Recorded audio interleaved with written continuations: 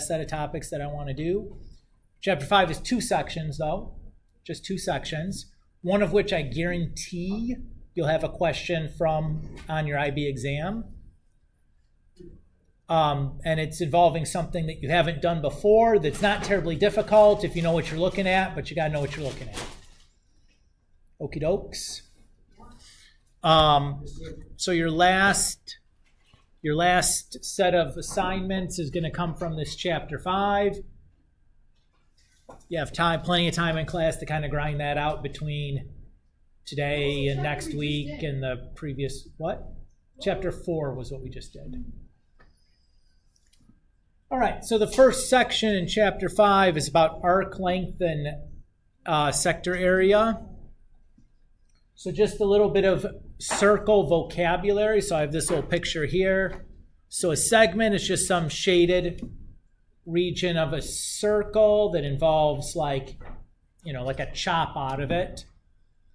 A chord is just some segment that starts and ends on the circle that is not a diameter, right? A chord isn't a diameter, but it's, the center is the center of the circle. The radius is the distance from the center of the circle to the circumference.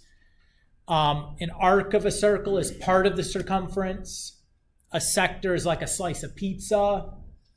And really the key piece of vocabulary here is going to be this central angle, because that's going to be the trick to figuring out, arc lengths and areas for sectors, is going to be using that central angle. So that's the gist of it. Let's do some example problems. So suppose you have a pizza with a total area of 120 square centimeters, and you cut that pizza up into 8 equal slices. What is the area of one slice?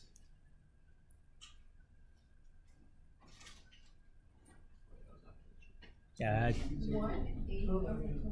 Yes. So just 120 divided by 8. Right? Just like middle school math, right? You take a thing and you divide it into 8 equal sized pieces. You just take the total and divide it by the 8, right? So what's the area of 3 slices then?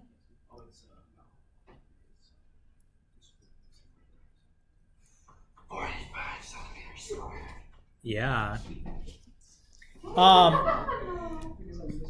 So in general, I know.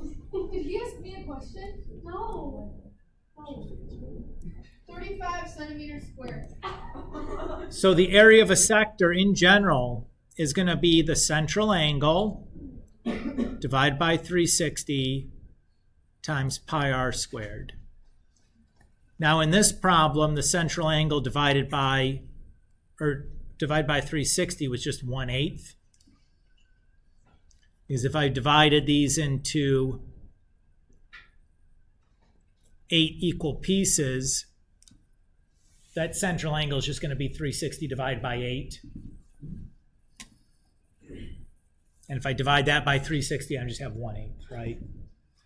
But this is the formula.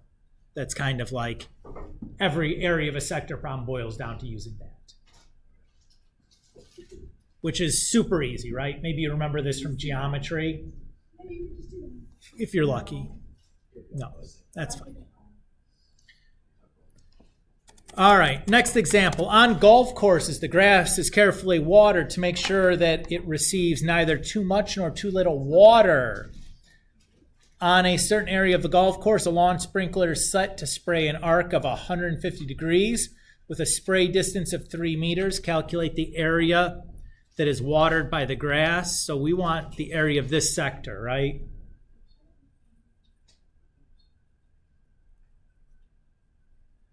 So the area of that sector is going to just be 150 divided by 360 times pi r squared. And I'm done, right? Type in your calculator, press enter, and booyakasha. What? That seemed pretty easy. Yeah. Okay. Last example for 5.1. Some airplane routes come very close to flying over the North Pole. The route from Dubai to Seattle comes very close to the North Pole. In this case, the distance of the flight can be estimated by the arc length. Given that Dubai's airport is at 25 degrees north and Seattle's at 47.5 degrees north, as shown in the diagram, estimate the length of the flight between the two cities. The radius of the Earth is 6,370 kilometers. Calculate the distance along Earth's surface that the plane must travel. So we're looking for this arc length, right?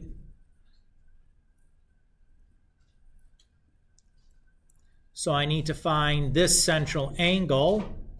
That's easy because it's just going to be 180 minus the 47.5 minus the 25.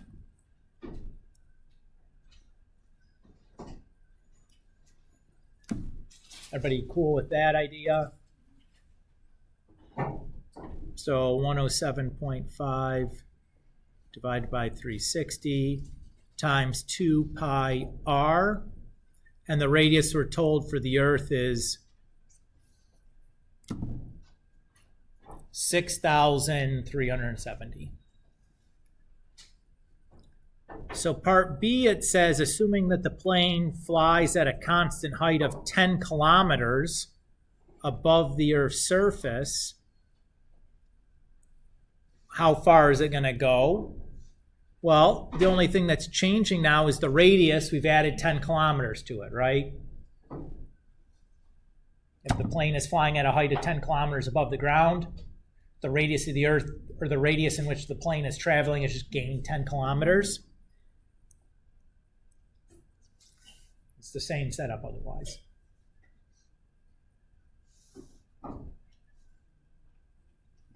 So that should all look reasonably familiar, at least like, hey, I remember we did stuff like this in geometry years ago.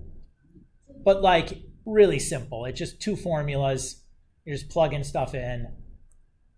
The idea is just that like everything is proportional, with the central angle, right? And it's just like what percentage of the whole circle is this central angle consuming? And then it's that percentage of the circumference or the area for the sector arc length, respectively. Yeah. Should. Yeah, not even. Probably geometry. Yeah. Super easy. The thing that you've probably never seen before, but again, it's not difficult, are what's called a Voronoi diagram. So this is something that would have a practical application. The image here below is an example of a Voronoi diagram. So take a look at this. Just to talk about some vocab. Like each of these shaded regions is called like a cell. Each of the points is a site. The lines is like are called edges, and where two or more lines meet is called a vertex. Okay, so a way that these Voronoi diagrams could be used in a practical sense, let's say you have, like, how a cell phone works, where you make a call, it goes to a tower, and the tower broadcasts the call to a satellite or whatever. And these towers cover certain areas on the ground, right?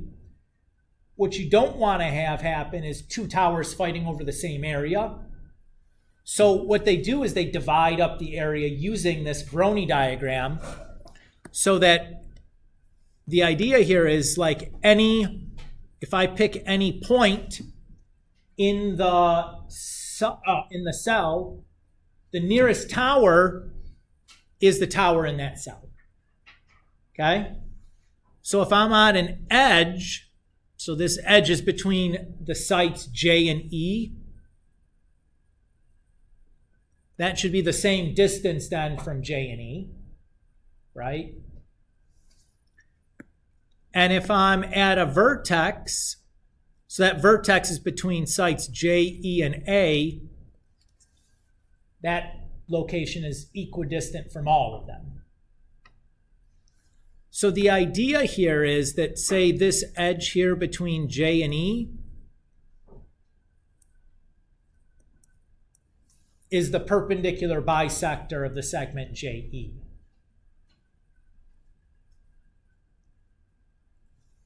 Right? So if that's that edge between J and E is just a perpendicular bisector. So guess what we're going to be writing the equations of here? Perpendicular bisectors, just like we did in the last chapter. Okay, so let's grind through some examples here as we talked about these a little bit. So it says identify the closest site to 3020. So to do this, I'm just going to plot the point 3020 on my graph. Come on. So it's like over there. Nope, it's in the cell for A. It's got to be A. Give the coordinates of a vertex equidistant to 4 sites. So what I need to do is locate a vertex that 4 edges intersect at one time. Yeah, I think that's the only one. That looks like the site 20,5 or something. The graph paper is kind of small. It's hard for me to read it, but ideally you could do that or thereabouts. Maybe I'll put a squiggly in front of it. Estimate the coordinates of a point equidistant from sites A, E, and K. So I want to find the vertex of the edges that separate those 3 sites. So what does that look like? Maybe 21,26 or something? Everybody's okay there? On how I found that? Explain why the diagram cannot give us a point equidistant from the points C, F, I, and L.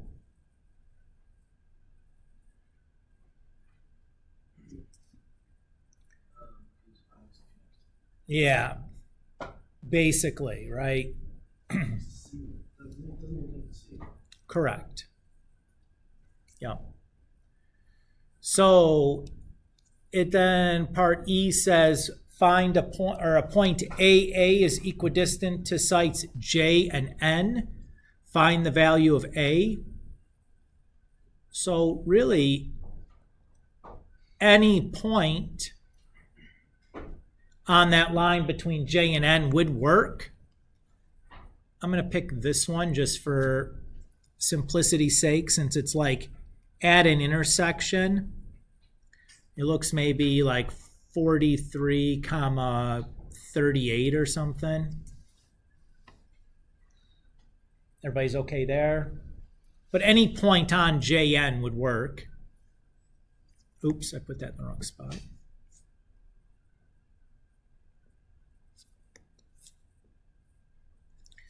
And then it says find the equation of the edge between sites E and K. So there's E and K. So we're looking for that line, right? So the trick is that that line is the perpendicular bisector.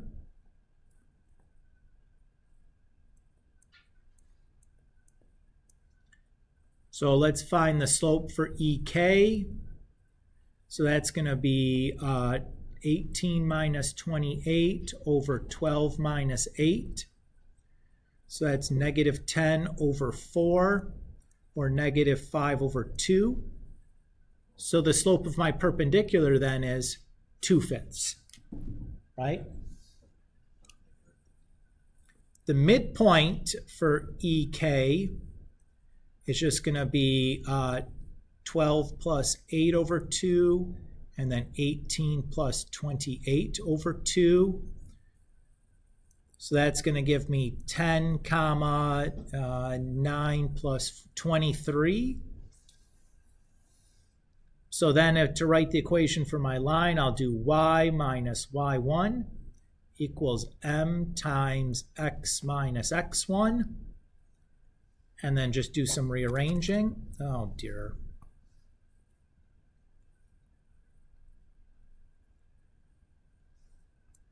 So distribute the 2/5 through. And then we'll add that 23 over.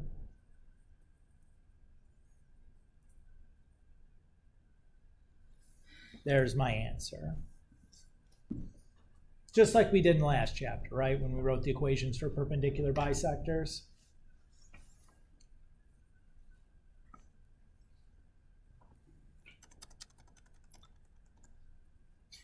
All right, next up, it says to create the Voronoi diagram for the points A, B, C, D as labeled below. So I went ahead and started by plotting these. So what I'm going to need is, I'm going to need an edge between A and B. I'm going to need an edge between A and C. I'm going to need an edge between B and C. I'm going to need an edge between C and D. And I'm going to need an edge between B and D. You know, like to divide this thing up, it's going to have like some stuff there, right? To separate this. So I'm actually going to start with AC, because to draw that perpendicular bisector, I don't need anything at all. Look at AC. What kind of line is AC?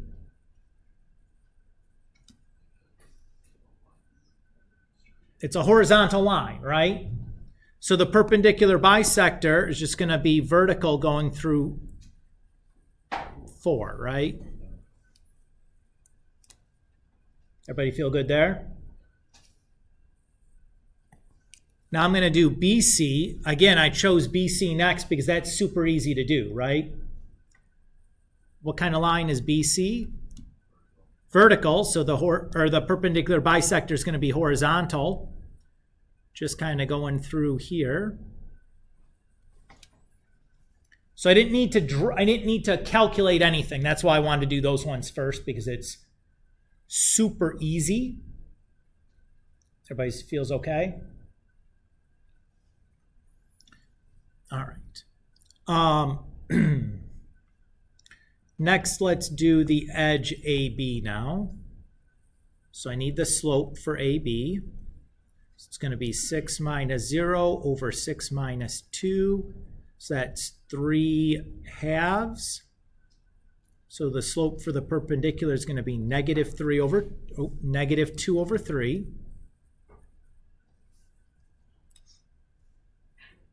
And then my midpoint is going to be 6 plus 2 over 2, 6 plus 0 over 2, so 4, 3. So to plot this, I'm just going to plot 4, 3.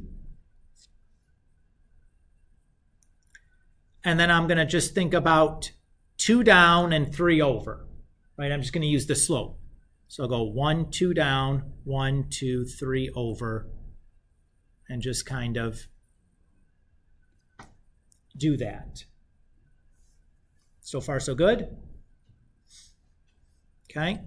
And then I need an edge for CD. So 3 minus 0 over 15 minus 6. That's going to be 3/9 or 1/3. So the slope for the perpendicular is going to be negative 3.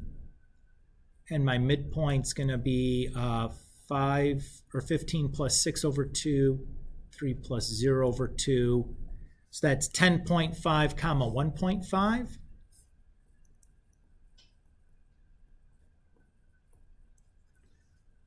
So 10.5 comma 1.5 is like right here. And then I'm going to do 3 down and then 1 over to the right, but I can't, that actually doesn't fit on my graph, so I'm actually going to go 3 up and 1 to the left. Is everybody okay with that? Okay, so 1 left and then 1, 2, 3 up.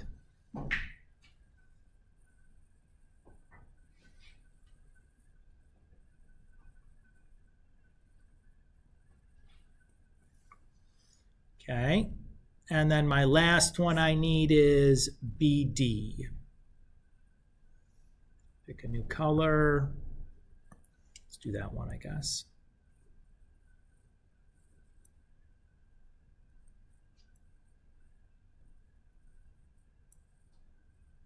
So that's -3 over 9, so that's -1/3.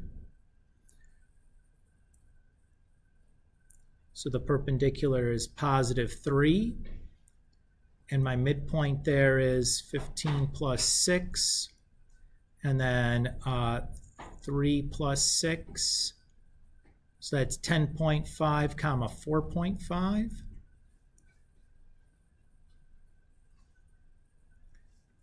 So 10.5 comma 4.5 is like right there. And then I'll do 1 over and 3 up. So 1, 2, 3.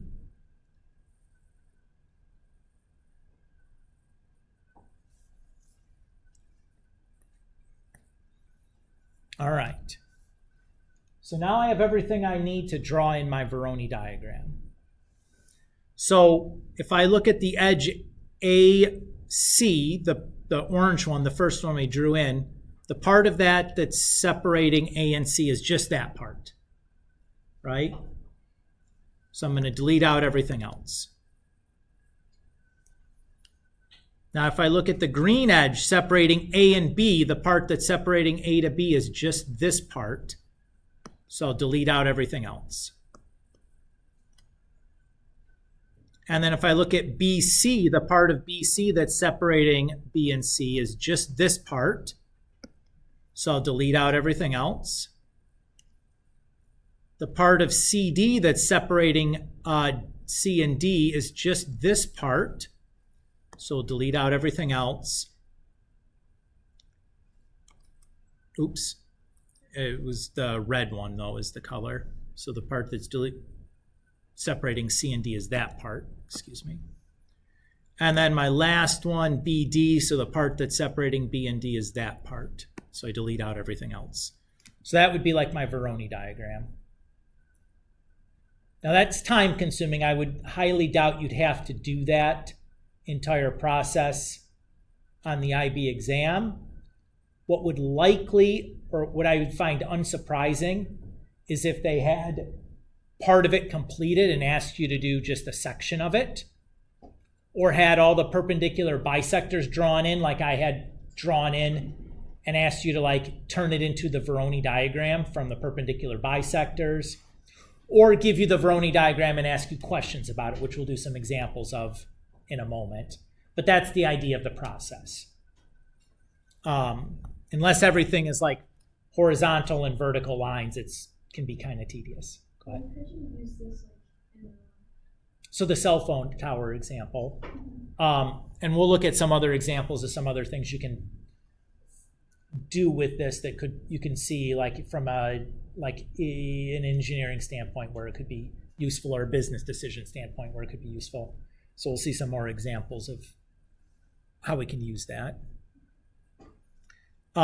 So here it has a map of rainfall measurements are given, and we're going to use that to estimate the rainfall at coordinate 6, 4. So all I'm going to do is plot the point 6, 4.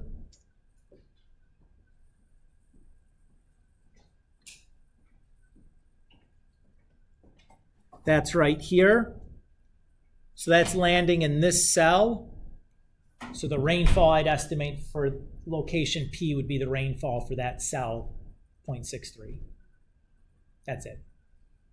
Everybody okay with that? So we'll ask you what's the rainfall in Or you're just using the Voronoi diagram to figure out like what you'd estimate. So you Right. use other lines. They probably gave you the picture. Oh, well, it's- Yeah, really easy. You just have to know what you're looking at, right? Like you've had to heard of this thing before and understand what you're looking at, but there's nothing complicated here.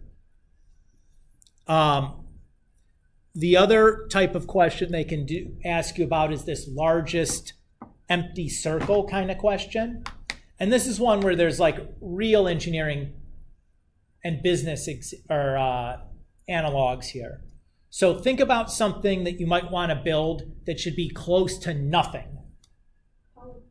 Okay? Power plant, a dump, a prison. These are all things like you want it as far away as everything else, right? Or conversely, you'd want to find, perhaps you're a business and you want to find an empty space where none of your competitors are in, right? Like what if you want to open a pharmacy in a town? You want to find the point that's the furthest away from all the other pharmacies to build yours, ideally. Everybody, does that kind of make sense? So this is the largest empty circle problem, is essentially these sort of situations. So what we want to do is find the location and the radius of the largest circle that doesn't contain the points A, B, C, and D. So you have two choices. In this picture anyways, your choices are going to be the vertices of the graph. Those would be your choices. And because I know that the vertex is equidistant from all the neighboring points, to calculate the radius, I can just pick any of the points that it neighbors, and then we'll just check, right? So we have the point, 4, 3, that's my center. The radius there is going to be the square root of 4 minus 2 squared plus 3 minus 0 squared. So my radius there is 4 plus 9, square root 13. My other point looks like 10, 3. And the radius there I don't even need. It's just 5. Since it's a horizontal line, I can just count. And that's my bigger circle, because the radius of 5 is bigger than radius square root 13. Done. Really easy, right? No big deal. And that's basically the idea for these Voronoi diagrams. It's just, you got to know, you've had to have heard about what this is beforehand and be able to look at one of these things and know what to do with it. But in general, not too bad. So I picked a couple of problems from the homework that we can kind of work on together. So pull out your tablet, copy this over into your notebook so that you can draw in it on your OneNote, because like this sucks to do by hand. Like you need the graph paper to kind of do it accurately. I don't have slides for graph paper. Well, you can just draw, like you can use your mouse to put a point somewhere, right? Like, and then it's like trace a little guy in there, like it doesn't have to be the prettiest thing in the world. It's just to give you an idea. So why don't we take a moment and try to work on one of these guys together. So here it asks us to add the points or add a new site to the graph at 5, 5.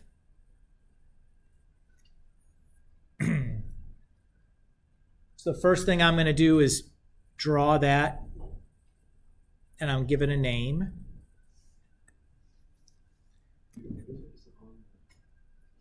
If you look in the content library, should be there. I synced everything up this morning. So I'm going to need to find edge BD. Let's do it this way. DB. I'm going to have to find edge DC. And I'm going to need to find edge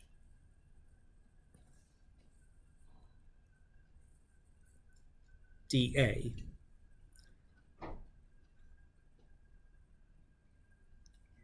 Everybody's okay so far, so good?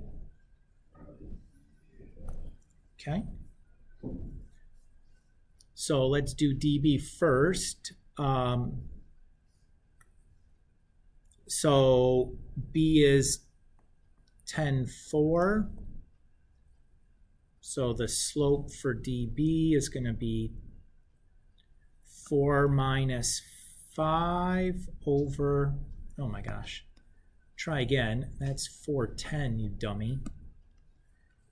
10 minus 5 over 4 minus 5. So that's negative 5. So the perpendicular is going to have slope of 1/5.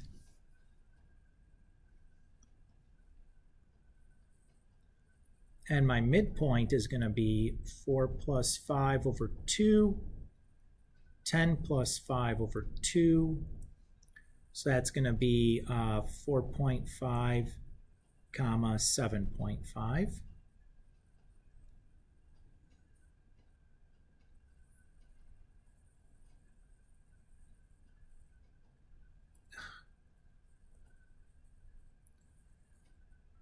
And then I'm going to go 5 over 1, 2, 3, 4, 5, and 1 up.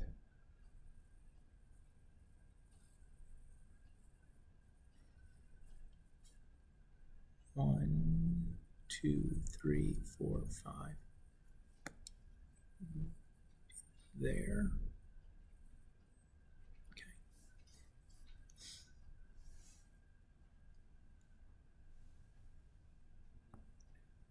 Okay, start doing the next one. Edge DC.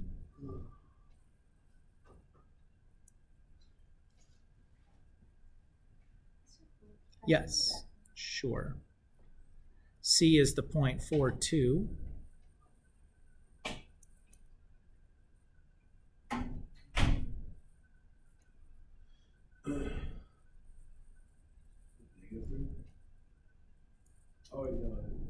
Yeah, negative 3 over negative 1, though.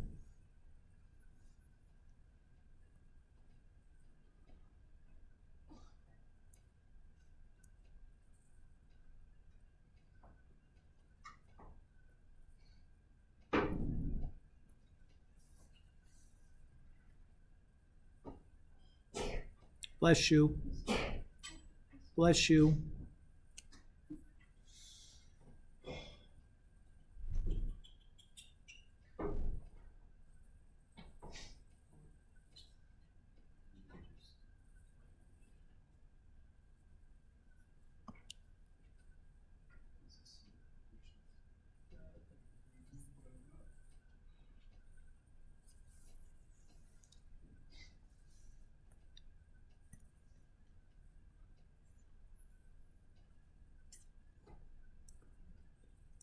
And it looks like A is 11, comma 3.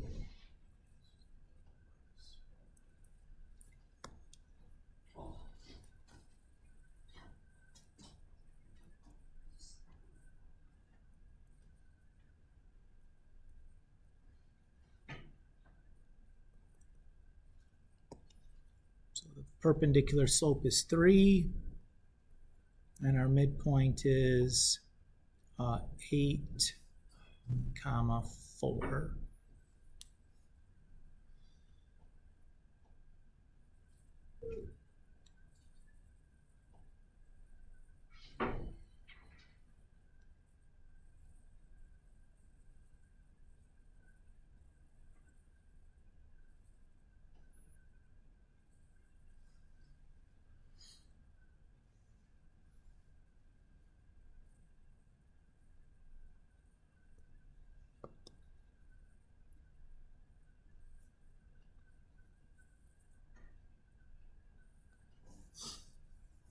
Okay. So my new Voronoi diagram is going to be there, that old one stays. There, that old one stays. And then there. So the light blue is like my new Voronoi diagram after I've done it. Again, it's not a difficult procedure to walk through, but like you need to practice it once or twice, especially like drawing them in so that you're able to do it efficiently. Because like it's something where it's just like it's kind of tedious, and until you've tried it a couple of times, like getting it right is difficult. You know, just because it's easy to like goof up a number and like draw your line the wrong way or whatever, and then it's like that doesn't look right, and it's probably not because you made some silly mistake. Let's look at the next one. So here we're asked to find the radius of the largest empty circle. So take a look at this. How many candidates do I have?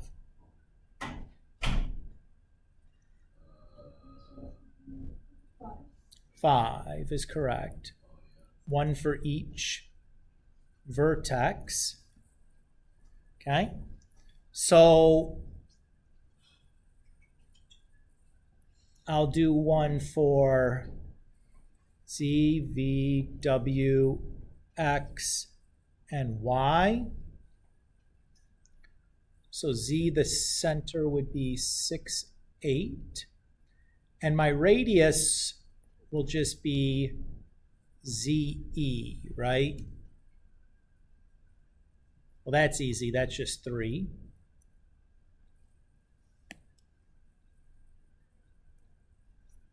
For V, my center is 10, 16. And my radius would be VE. So that's going to be 11 minus 10 squared plus 16 minus 8 squared. So that's the square root of 65. W, our center is 15, 15. And our radius would be WE. So that's going to be 11 minus 15 squared plus 8 minus 15 squared.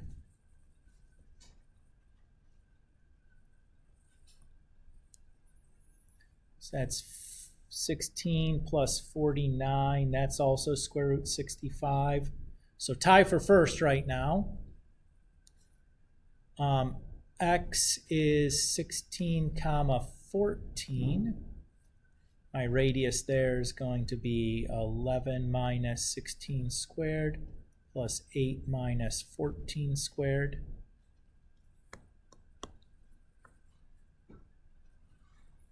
So that's 5. So that's 25 plus 36. So that's 61. And then my last one, 16 comma 8. So 11 minus 16 squared plus 8 minus 8 squared. So that's just 5 again. So what I find here? Just to tie for first. So either one of those two locations. Does it feel okay? Mr. Schlick, Yeah, can I use magic? sure. Say hi to the rest of the girls. Oh my god! I never realized. Oh my gosh, she's I was wondering what that smell was. Mr. Schlick, bro. All right. The sites S, P, and Q, which is not shown, and R in the Voronoi diagram represents location of mobile phone antennas The grid units are in kilometers. Use the Voronoi diagram to answer the following questions. Site Q is missing from the diagram. Write down the coordinates for site Q.